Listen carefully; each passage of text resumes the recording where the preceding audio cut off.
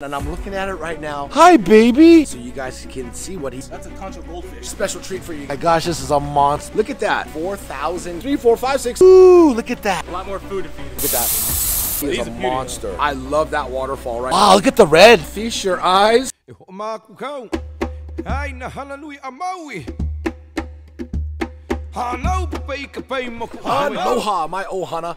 It is your boy back with another aquatic adventure. Now, if you're new to the channel, we talk about everything in the aquarium hobby, and your boy's got a special video for you guys today. Now, I've been trying to do something different, all right? And I want to showcase ponds in my local area here in Sacramento to you guys. Now, I want to show you guys maybe some inspiration, maybe it'll give you guys some ideas. I know you guys get sick of seeing Tiki Falls 4.0 all the time, so I decided to hit up my boy Jose, and I can't wait to show you guys what he has in his pond. Now, this pond now, he's done DIY, by hand, by himself, solo, and you guys are gonna be so impressed. The stock that he has in his pond, and I'm looking at it right now. I can't wait to show you guys. But before I show you guys, if you guys haven't subscribed to the channel, this right now is the perfect opportunity to hit that subscribe button. Next to that subscribe button is a little bell. Click that bell, turn it on. It's a notification bell. It's just gonna notify you when I upload a new video. Let me flip this camera around and show you guys this beautiful pond. Feast your eyes on this backyard paradise right here. OMGZ.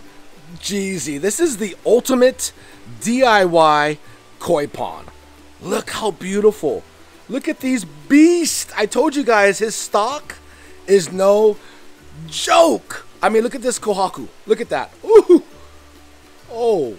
And don't worry, we're going to get into the dimensions of this thing and the stock and the koi, the filtration. You guys are going to absolutely love the story behind this pond. I mean, look at the edge work. I appreciate this stuff, especially DIY. Look at the edge work. It goes all the way around. Look at the succulents, the waterfall. Look at that. Even that cover back there, you see that? That's all artificial, but my boy used that to cover the filtration. He's got another little filtration action on the side here of the house, which is hidden. But isn't this gorgeous? I mean, look at these koi fish. Look at them. Look how big. They're massive. We're gonna get into the creator and the builder of this beautiful koi pond. All right, Ohana, this is Jose. Thank you so much. Thank you so much for inviting us to your beautiful home and his beautiful pond. Now, I just got some questions, and I know the Ohana has some questions. How many koi fish do you have in this pond? So right now, I think I have 19, 20 at the moment. So there's some little guys. There's about 4 tosai that have been growing out, and the rest are all the bigger guys that I've had for several years. 4 tosai, just so you guys know, tosai is under a year old, okay? And then I know the people want to know how many gallons approximately is this pond? So this is right around 4,000 gallons exactly. So I tested it out when I filled it. It was about 3980. So rounded up, I call it 4,000. 4,000 gallons. That is awesome. And DIY style too. So everything hand built from yourself. Yep, everything you see, I built it from the ground up myself. You know, stuff is expensive to do, and I figure, you know, being cheap like me, I gotta learn how to do it myself. No, man, that's not cheap. That's smart, is what we call it, man.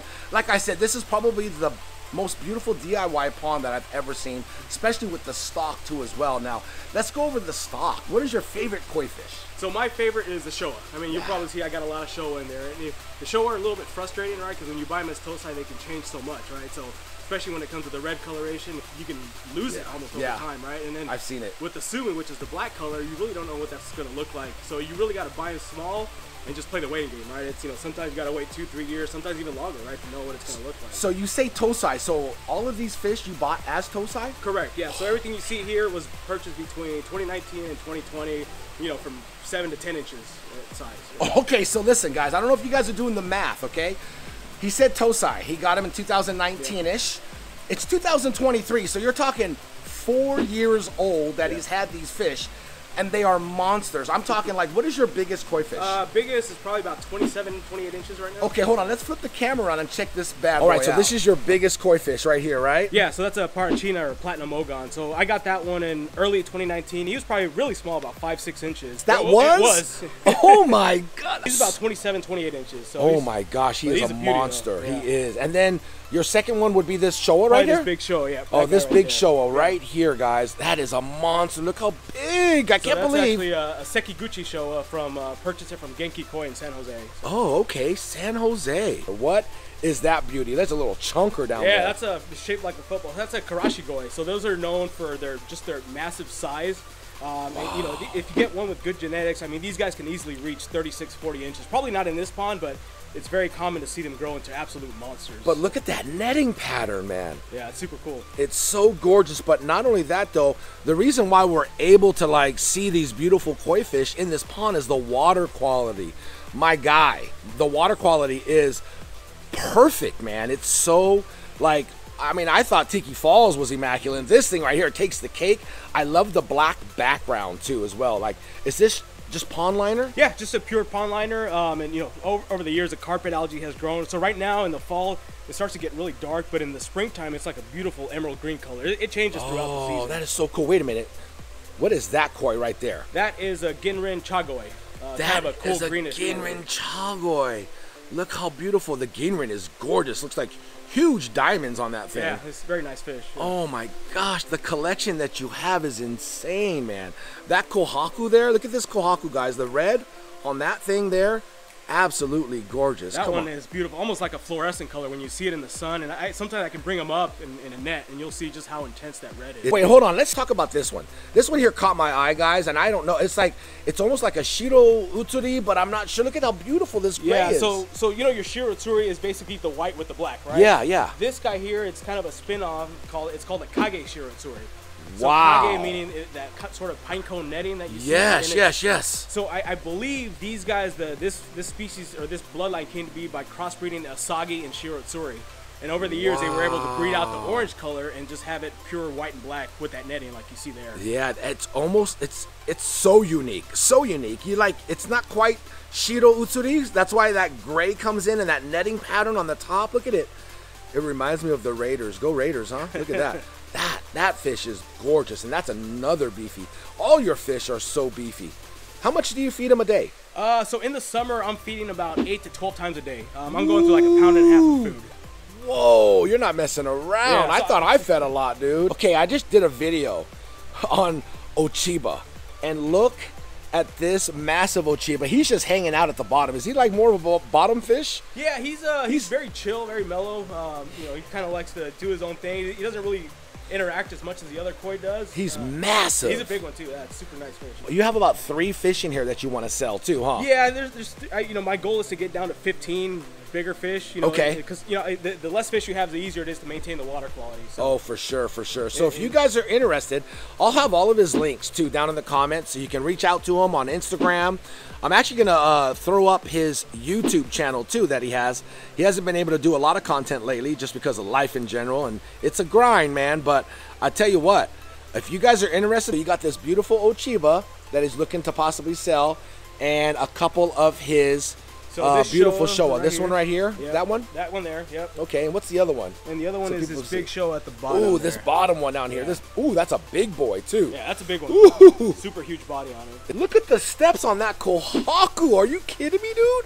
That's a 1, 2, 3, 4, 5, 6, 7, 8. That's a 9-step kohaku right there. Yeah, the sort of the great cluster. So this guy, unfortunately, he stayed a runt, so he never grew. I've had this guy since 2019 also. And he just stayed tiny. I haven't got rid of him just because I really like the color and the pattern. Oh, the pattern is insane. I've never seen a kohaku with that many steps before. So I don't think he'll ever grow much more, but it's a really cool fish. So I don't want to get rid of him. You can never get rid of this dude, man. Oh my gosh, look at that. That is an insane kohaku pattern. Whoa, man. Look at him. That super fancy, man. That is a fancy koi right there. Is he your smallest? So I think probably the smallest is gonna be like these guys. Oh, okay. So these I just bought these 4 months ago.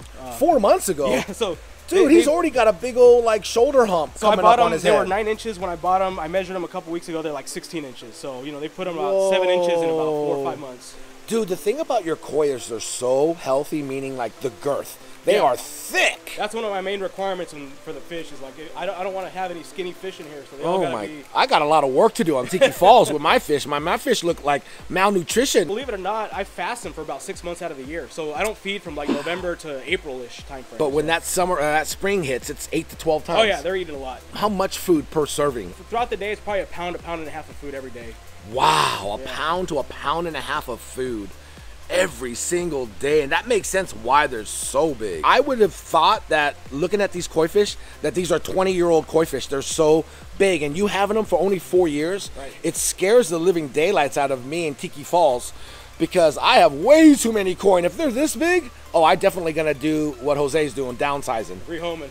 Yeah, I gotta rehome them, but man, look at that. That's a beauty. Yeah, Ogon, that's the one everybody likes. You know, it's platinum, you know, Ogon. I got, you know, a lot of fish that are much better in terms of quality and pattern, but that's the one everybody likes. You know, that white one. Let's show the Ohana here how friendly your koi are. Oh, hey, check this out. I'm going to show you guys something that he has on the side of the house. He just doesn't have this. He also has a DIY, kind of a grow-out tank, huh? Kind of a grow-out? Grow-out, quarantine. Slash quarantine. And the other thing, too, I'll use it in the spring. Like, if they start breeding, I'll separate the females because I don't want them to spawn and hurt the females. So I'll leave the females in there for a couple days. Oh, wow. Okay. You know, until they get the eggs, release the eggs on their own. Okay, let's go check it out, guys. Check this out. DIY style, man. My guy is super handy, man. Check out this. So describe like what you use to build this to give people ideas. So basically it's just a bunch of 4x4 lumber, right? Okay. And just kind of interlocked at the corners. You can see there. There's lag screws that connect, you know, all the pieces here, like, you know, the top to the bottom. Okay. And so forth. So everything's kind of locked together. And then I got this metal brace, you know, just to tie the all the individual pieces. And the inside is just, you know, your basic 45 mil liner. Just fold it in. And just the top piece to secure it all together. So very simple to do. You know, a couple $100 in lumber, and that's pretty much it. That is neat. And how many gallons would you say this is? About 500-600? So this tank with the big 150-gallon Rubbermaid, it's about 600 gallons total. Wow, so check out, this is his filtration, guys. Check this out. He got one of those 100 gallon? 150 gallon Rubbermaid. Look at this. I love that. He has his drainage out, so when he was doing water changes and whatnot. Look at this little system here. Dude, you're super handy. Look at PVC work. Cheap invention. So I got a submersible pump. This comes in through here. And you know, these upturned elbows, and then just dumps it into these little gold mining basket seeds, whatever you want. Oh, so this is what you would use for mining gold? Yeah, for gold mining in the river. Dude, look at that. That's neat. Look, you can see all the particles. And it's picking like up. 150 micron, I think it is. So, you know, it captures the bigger stuff. It's not as clean as my big pond, but... Oh, really? Your big pond has a finer? Finer than this, yeah. Really? Yeah, that's why that water's so clear. Oh my gosh, this is super thin though, but look at all the gunk it's getting up. That is super neat. And then feather rock for... Yeah, so it just passes through these 5-gallon buckets here, cut out the front. And then I got like 4 milk crates just full of ceramic media and feather rock. So I like this feather rock a lot because it's really lightweight. It's almost like a lava rock too. Yeah. That's really, this is super cool. It's a lot more porous than lava rock too. Lighter as well. Wow, it's super light. Dude, this is so cool. This is your filtration for that. Dumps back into the pond right here. He's got a little autofill here. These are really high quality, good autofill valves. And wow, look at that. Those are really robust. Where do you get these at? Like so I bought them Home on Depot? Amazon. Oh, Amazon. So the brand is Jobes, J-O-B-E. Oh, Jobes. There you go, guys. If you guys want to know, Jobes, Amazon. They're used a lot for like industrial applications, like agricultural use, and they're really heavy duty. Wow, yeah, it looks like it's made out of some really good quality plastic, man. And that's it. I mean, it's very simple. And then what do you have in here? What is the stock like in here? There's a bunch of goldfish in here that I bought, you know, when I first set this thing up, just to keep it cycled at all times. Oh, okay. You know, so there's about 10 goldfish in there. They've had. Oh, I see a little Tancho Kohaku action. Is that a Tancho Kohaku or no? Is that just my eyes? That's a Tancho goldfish. Oh, it is a goldfish. That's Tancho goldfish. That's cool. So there's a couple tiny little koi in there. They're actually from a neighbor. He's working on his pond, so he asked me to hold them for him. So those little koi that you see in there aren't mine. Okay. It's just the goldfish that I. Oh, dude, you're one of them nice neighbors. That's cool, man. Very cool. And your neighbor's building a pond like your size? No, a little bit smaller. So he bought the fish thinking he'd be done with the pond, but he's still working on it. So. Gosh, this is awesome. So all you DIYers out there, I'm just gonna pan out a little bit so you guys can see what he did. Pretty neat. This is 500 gallons, 600 gallons with this total with the filtration, but this is a great little system. It's on the side of his house. Like I said, lots of gallons. It's a great quarantine tank. And like he said earlier, he sticks his females in here during the breeding season so they don't get banged up and hurt. Because I don't know if you guys know this, but like koi fish turn into gangsters when it's breeding time, and the males will just beat up the females by bumping them, pushing them against the wall. They can get scraped up and nicked. And notice you have the bottom drains there at the bottom. Yep, so there's 2 bottom drains. You'll see one right here in the front, and there's another one in the back. So the one in the back is an aerated bottom drain. So you'll notice it's much bigger. It has a big air disc on it. Very cool. This one is non-aerated, right, in the front. Just because, you know, I don't need that I never much even knew aeration. they had that bottom drains with an aerator. Oh, yeah, oh, that's awesome. neat, yeah, it's dude. built in. Yeah, they're super cool. Wow, that's it right there. It's got a big aerator stone on it. That's cool. And you turn it off so we can actually enjoy the fish, exactly, guys. yeah. And then this skimmer, dude. This skimmer is super cool, man. Yeah, so this is you know, they call these no-niche skimmers, right? So you don't have to basically cut a big hole in the inside of your liner. This one's made by Deep Water Koi. Okay. And he's got these, he'll custom make it to whatever size you want. So this one has a 2-inch pipe. He'll make them up to 4-inch piping if you want. Wow. And so these are really nice because, you know, it's just one flange through the side of the pond. Yeah. And it's a very small footprint, right? And it's got the floating basket, and it, you know, it can handle a lot of water. Yeah, it's basically a skimmer, but it's so cool because it's small, it's out of the way, and it's not a sight for sore eyes. As I pan out, you can kind of see it just sits here in the corner, kind of disguised, but I love the way he scaped it. I love the way you scaped your pond, dude. Like, you have the plants, you have the succulents that go all the way around the pond, and it takes your eyes off of things like that aren't really bad, but it just kind of distracts you from seeing. Like, you guys probably didn't even notice this, but I'll zoom in on it. Look at right there, autofill. That's the same one that we saw in the same one on the quarantine, yeah. So he's got his autofill there, but the way he structured the plants and the colors and the textures of the pots, I love it, man. It's going to give people so many, I mean, this is giving me a ton of ideas.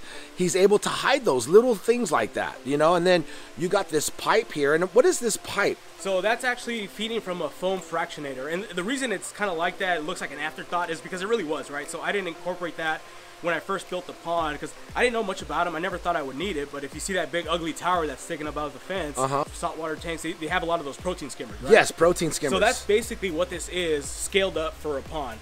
Okay. And so what that does, so there's a little submersible pump in the top of the waterfall that takes water there, pumps it to the top of the tower, and that tower is filled with like plastic bio balls. Okay. And so that sort of gurgling agitation spits out foam from a T that's hiding behind there.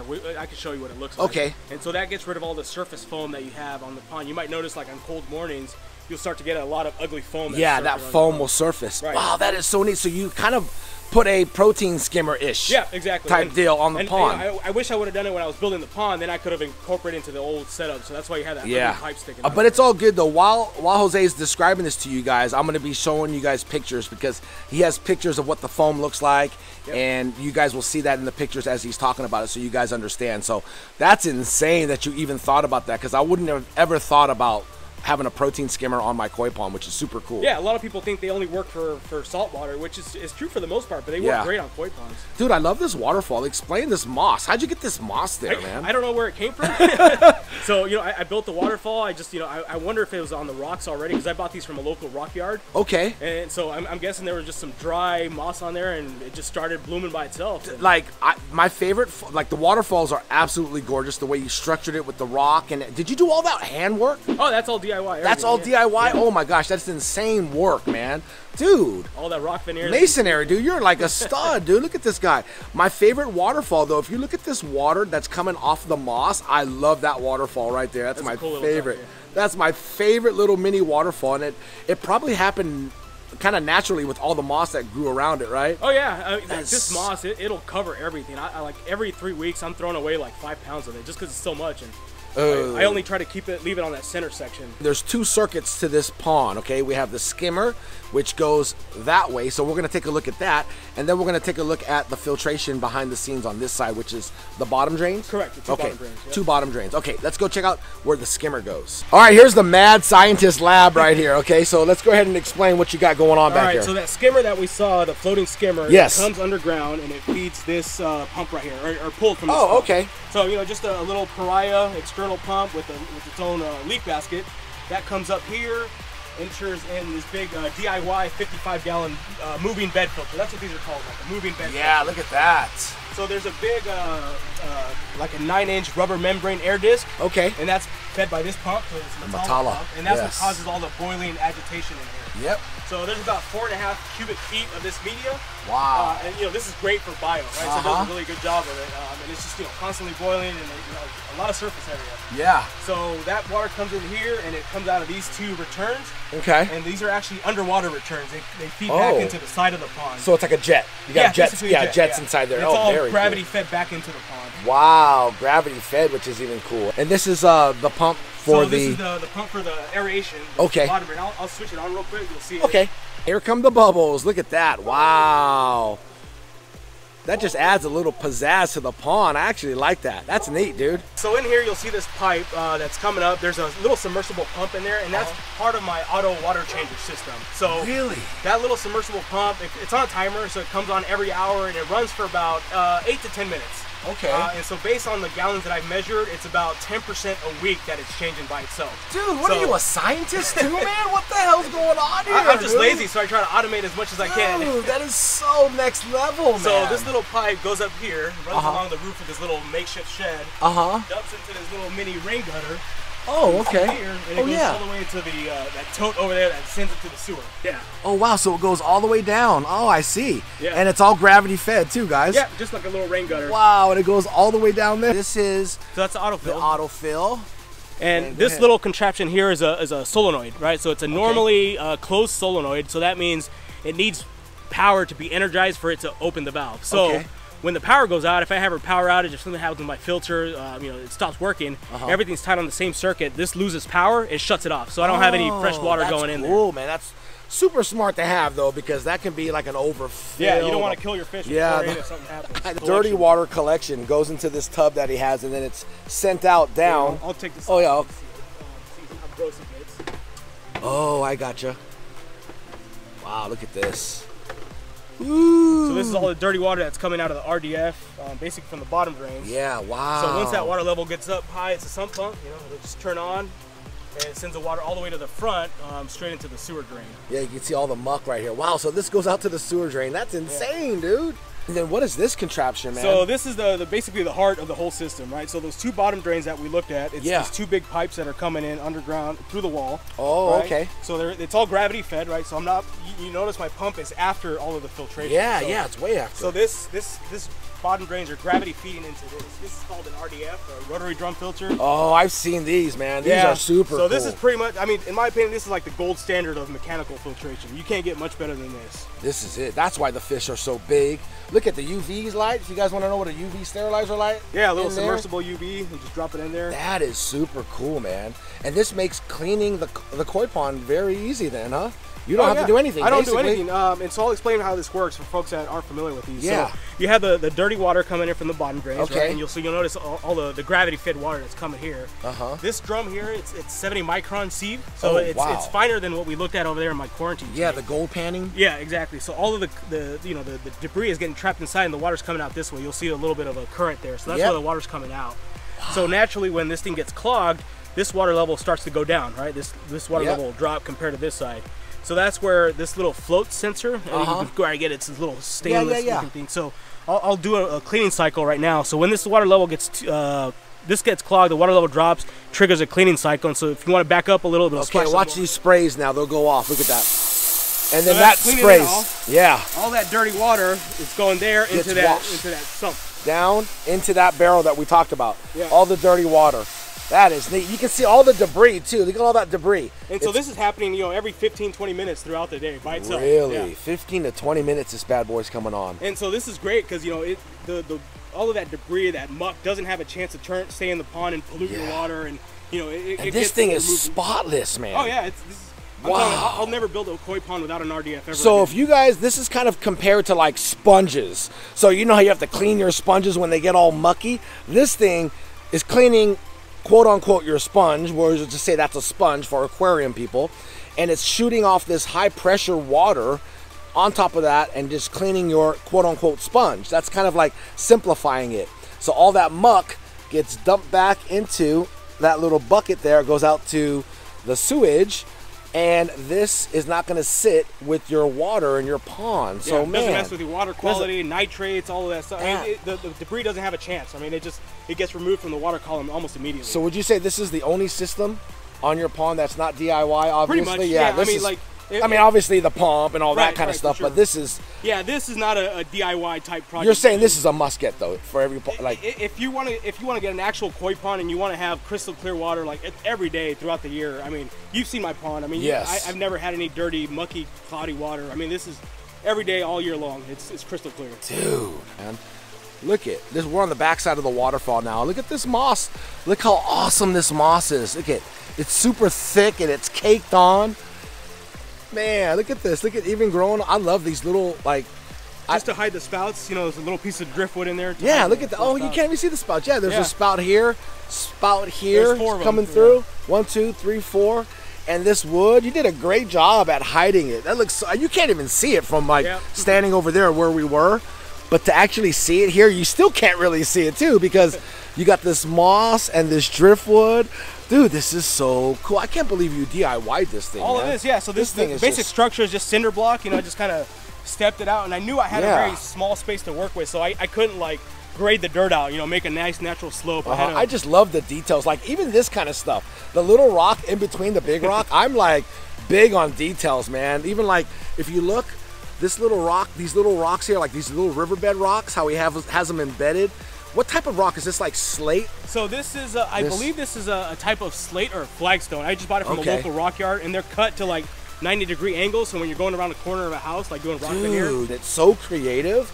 It's super inspirational, man. Look at, I love it. Look at the waterfall. Look at all that oxygen that's going into the pond, oxygenizing the water on top of the huge air stone that he has down there.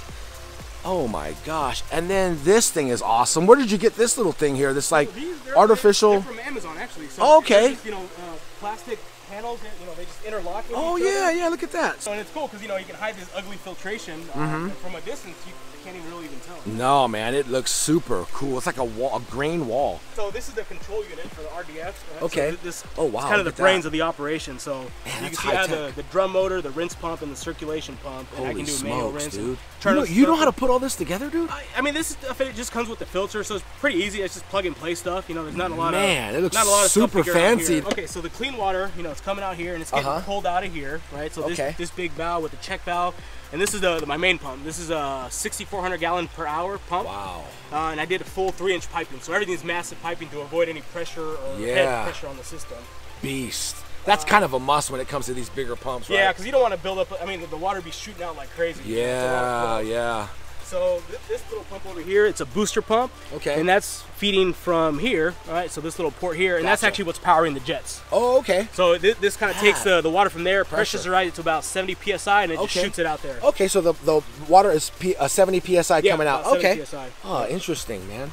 So then this, you know, this pump, you know, because I didn't have a lot of room where you can see we're super cramped back here. Yeah, yeah, I did everything on top of the fence. I didn't want to have anything buried under here. It looks really cool, just in case if I ever repaired or I something. like the fact that you painted it brown. It kind of blends. Right, now we're getting super cramped over here. That's all right. So this is the pump's coming up here, goes up here into this, and it splits out into 2 T's. Okay. Kind of hard to see, but we'll flip this panel forward. Oh, okay, thanks, man. Oh, okay, there you go, guys. So this is my main biological filtration here. Oh, wow, look at that. So you can see it just splits off into, I have 1, 2, 3, 4 of these little plastic baskets. There you go. You can see the baskets, the crates. And there's about 9 cubic feet of media in here. So it's a lot of this ceramic rings or tubes, as well as feather rock. And you can see this is actually growing moss as well. Wow, look at that piece. So all of these are filled, and it's just, you know, a bunch of holes drilled, and it just goes from one to the other. So this is called a shower filter. Yeah, yeah, like those baki showers. Exactly, yeah, what you see in the big Japanese breeders. Yep.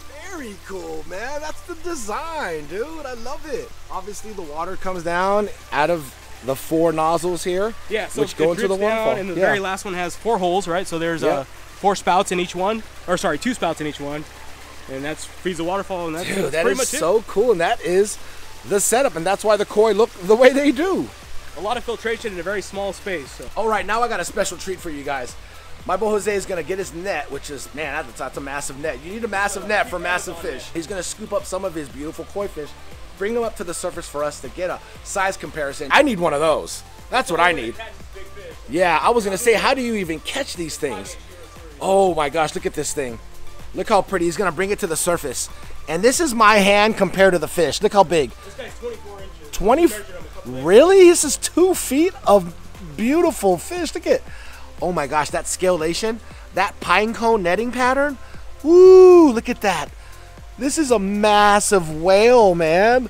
Oh, that's so pretty. Yep. I think Papa needs one of these nets for Tiki Falls. These are the ones you see, like, if you like Google search Kohaku Koi. Look at the intensity of the red here. That red is super bright, man. You need sunglasses, man. Look at this. Massive koi. Look how big. Oh my gosh. Dude, he is a gem. This is his favorite Kohaku. Look how big. This thing is a monster. Look at that. This little hump here on its head. Woo-wee. Oh my gosh, this is a monster. That's so pretty. Yeah. I love the color, man. I love it. Here's one of Jose's favorite showas. Oh my gosh, that's a big boy too. Oh man. Oh, he might flip some water at us. Wow, look at the red. The red in this showas. Super intense, man. We got to remember now, these fish are 4 years old. I got to definitely remind you guys. So if you guys are looking for a big, huge, beautiful Ochiba, look at this mass. Oh my gosh, how beautiful. Look how pretty this massive Ochiba is. Oh, hi, baby. Super nice color, the gray and the brown. Oh, it's beautiful. Look at. Oh my gosh, the scalation. That netting pattern right here. Oh. And then that brown, that gold bronze color. Look at it. Oh my gosh. All the way down. Tail break. Oh, look at it. He even has some color in the tail too. He's got that bronze color. That's beautiful.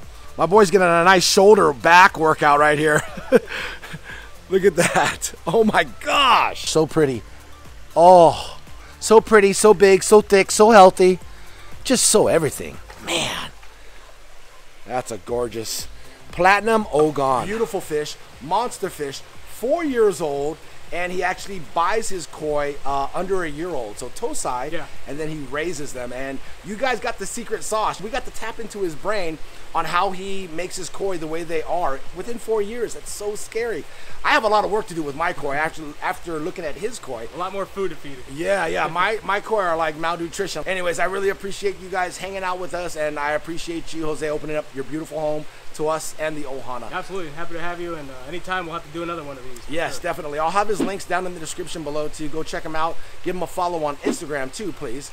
And I'll see you guys on the next video. Take care. Much love and aloha. Hana Hui